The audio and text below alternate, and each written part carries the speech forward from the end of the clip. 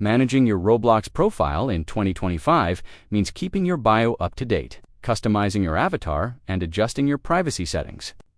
To update your About section, go to your profile page, select the About tab, and type whatever you want into the box.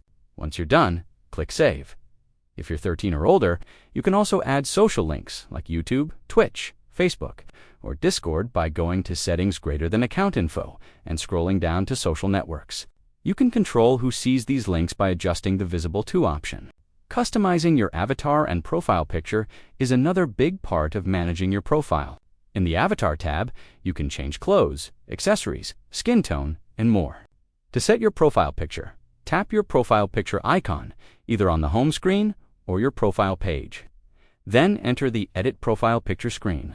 There, you can choose an emote to pose your avatar, zoom in or out, rotate it, and save your new image. Privacy and visibility settings let you control who can interact with you.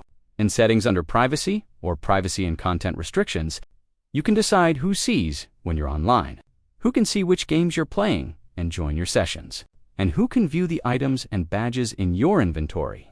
Adjusting these settings helps make your Roblox experience both fun